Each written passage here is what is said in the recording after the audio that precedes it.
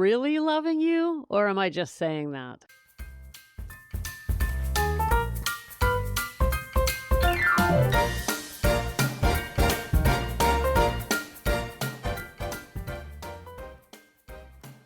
Hello and welcome to Sober Living Snippets, where we live alcohol-free so we can heal our relationships, feel youthful again, and ditch regret and shame.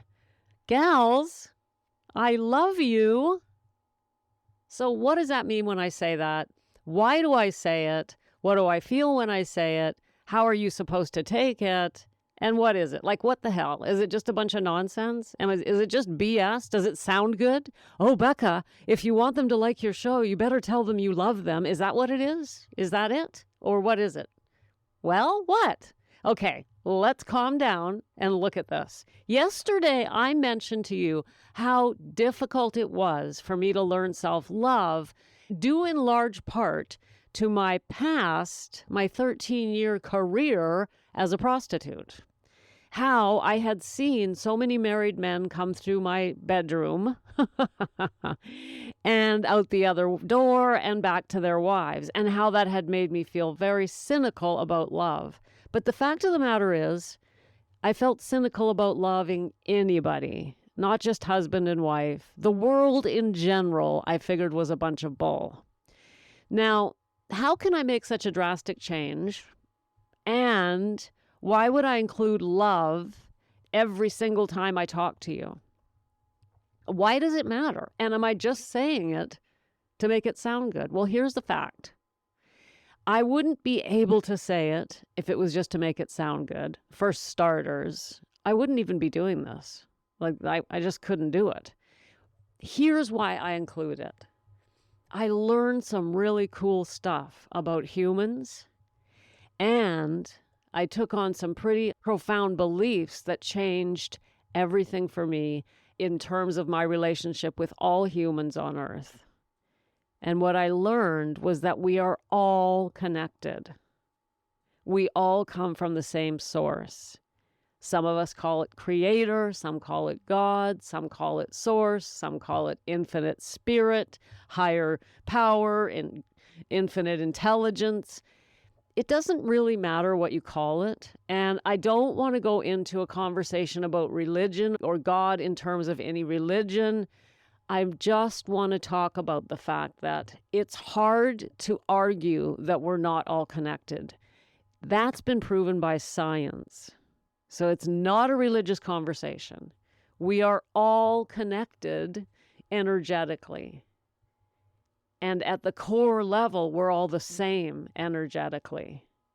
Now, because of that, when I connect my heart to yours and send you love, it is a very real and true connection. It also means that the way I experience this world on an energetic level is the same way you experience it. Of course, there are layers and layers and layers of ego on top of it, so our experiences look very different. But we are so connected at the core basic level that when I love you, I'm loving myself, and vice versa. And when I have trouble with that, I'm human, remember? Right? All the layers of ego crap that get layered on top of this, where there can be judgment, where there can be frustration with others. I work with women who are struggling. Sometimes it can be difficult. Hello? Right? Personalities are involved. Egos are involved. All of this stuff is involved, not to mention difficulty because women are going through early stages of sobriety. They're not feeling so great, right? How do I stay in a position of, I love you? I close my eyes in my sacred space. I breathe. I visualize the women in my world, including you. And I feel my heart center, and I send love from my heart. And that is what I call a bucket of love. And it's real. And it's why when you turn on the sober living snippets, you can feel it. You might not know consciously that is what you're feeling. And the feedback that I get from this show does not surprise me. Not because I'm the greatest that ever lived, not because of anything like that, but because of the love that I'm sending you. And there are women out there right now in the world that have never heard my voice, but they will. They will hear it in the future, and then they'll feel it. And that's why I'm doing this, and that's why we're here, and that's why you are enjoying your snippets so much. And I know you are because you tell me. I hear from you all the time how much you enjoy the snippets, how much it helps your life. You send me back love, and I know it's real. So how can we take this type of concept and use it to make the world a better place? Just do exactly what I already said. Make sure you've got your sacred space somewhere in your home where you sit down to connect.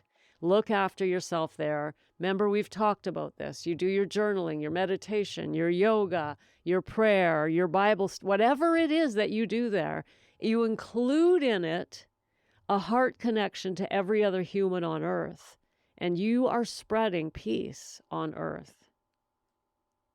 You are spreading love on earth. And not only that, but as you move through your day, everything will go smoother. As you drive your vehicle down the highway, you'll find it smoother. People won't be cutting you off, or if they do, you won't feel as stressed out about it. It's funny I should say that. I got cut off today on the highway. This guy just pulled right in front of me and then went way under the speed limit. And I was surprised at my own reaction because I'm a very impatient driver. I drive too fast, by the way, and I believe that's why I always get drivers like that in front of me. I think the universe is saying, Becca, slow down, right? But when something like that happens, you can open your heart. I'm not saying we become saints. We're still humans, but we're trying, right? And if I'm in my sacred space and I'm trying, then that's going to have an effect. And the same is true for you. We can send love to people we'll never see, people we'll never meet, people who will never hear our voices. We can just visualize the earth surrounded by a giant ball of love, a glowing ball of energy filled with love coming straight from your heart. You sit down in your sacred space, you take a few deep breaths, feel your heart center, and then send from that center waves of love, and visualize those waves of love wrapping around the earth. And you can see the whole earth just surrounded by a big ball of love coming straight from your heart. It's such a powerful visualization. Make it your own. But when you do that, you're sending what I call buckets of love, boatloads of love. This is a real Valentines, right? This is what I call real. And this type of love really does change your entire life. You walk through the world feeling different about everyone. People you see on the street, the person behind the cash register, everyone, you realize they're just another human trying to make it through their life the best they know how. Even the grumpiest person you meet, even the most irritated or irritating person, they're all just doing the same thing, just trying to get through their life. And most of them, frankly, are pretty unhappy and frustrated. So what we're talking about today is a completely different kind of love. And I think that love don't have any other language to describe what I'm trying to describe here. You know, some say God is love. Others say that love, the most powerful force in the universe, that is the guiding force in the universe, is love. That underlying all of the crap on top of us as humans, underneath it all is just love. I want to share a quote with you from Mahatma Gandhi that I think helps to describe this. He said, "When I despair, I remember that all through history, the ways of truth and love have always won. There have been tyrants and murderers, and for a time they can seem invincible. but in the end, they always fail. Think of it, always. Right? I'm a real classic movie fan. I love old movies from the 20s, 30s, and 40s especially. And of course, there's a lot of war movies because there were 2 world wars during those eras. And I love those old movies. I actually don't watch them as much as I used to, but I think I've seen all of them. And as a result, I learned a lot of history. I learned a lot about the Second World War.